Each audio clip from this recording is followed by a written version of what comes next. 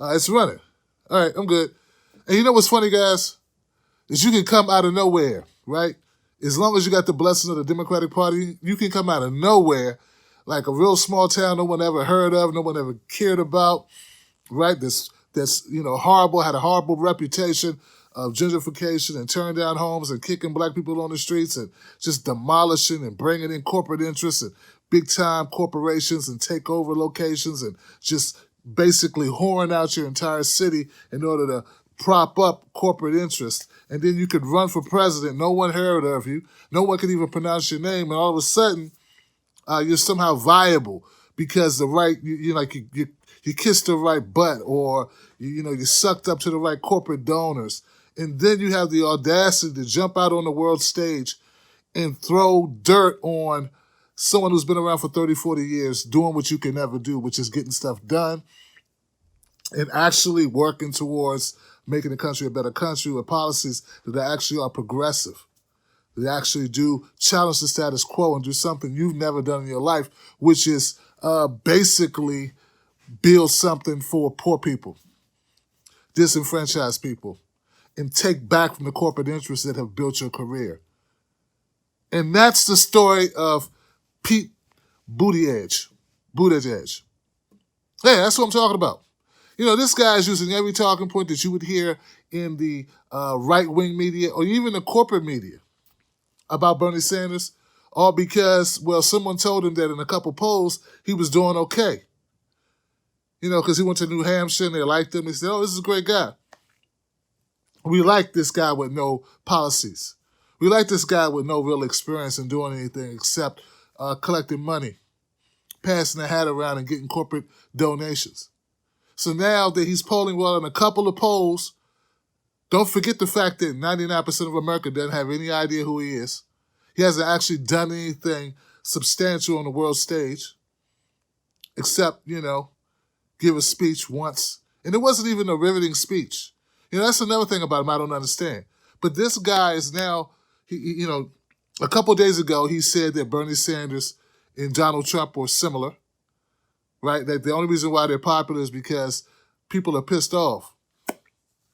Their voters are pissed off. That's why they wanted, anti-establishment candidates. And I don't know how that makes them similar. Trump and Bernie are total opposites. The only thing similar about them is they both were talking about ending the wars. They both were talking about jobs. They both were talking about trade. And at that time in 2016, Hillary was talking about Hillary. Hillary was talking about being the first. She's talking about being the first woman president. And, Bernie would have been the first Jewish president, but I never heard him ever say it.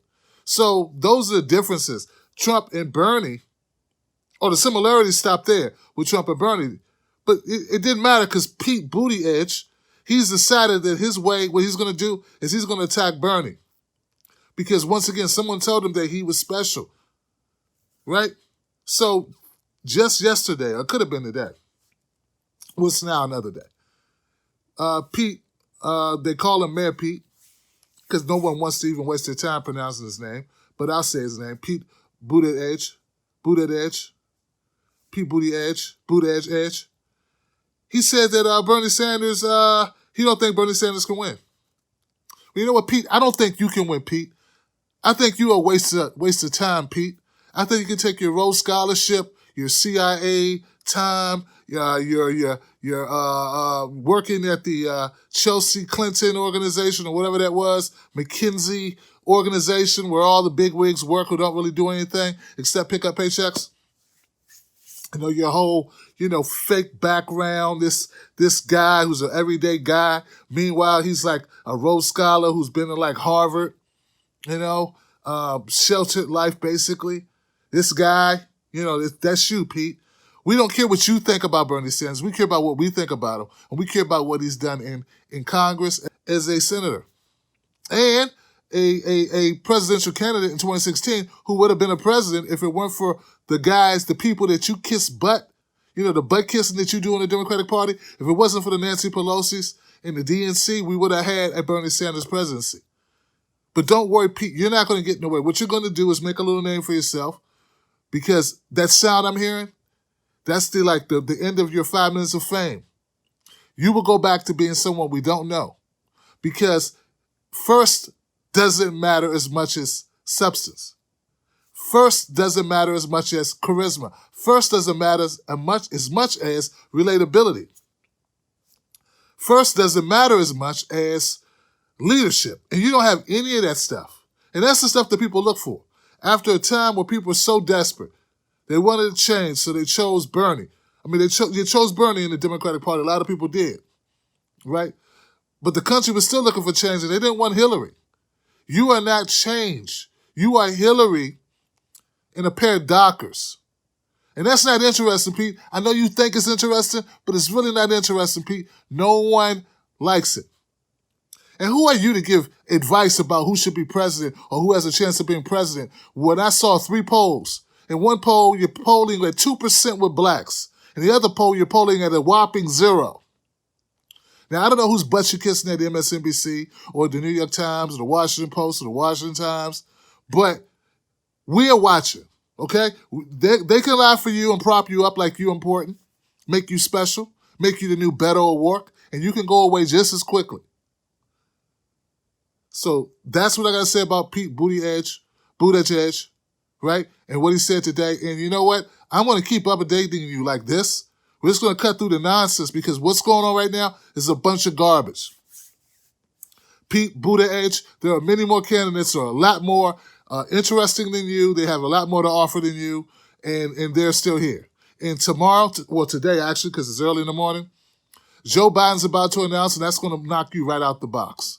So there's going to be no more talk about you.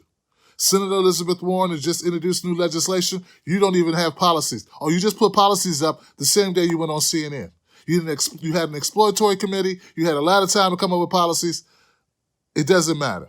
You are uninteresting. You are not going to be the nominee. You will not be the nominee. You will not be the nominee. When this is all said and done, Pete Buttigieg, you won't even be in the top 10. That's what I think about you, Pete. I think so many others are going to be before you. So that's the way I see it, guys. Let me know what you think in the comments section. I'm Real Tim Black. Follow me on Facebook and Twitter. Shut up, Mayor Pete. Shut it up. Shut it up.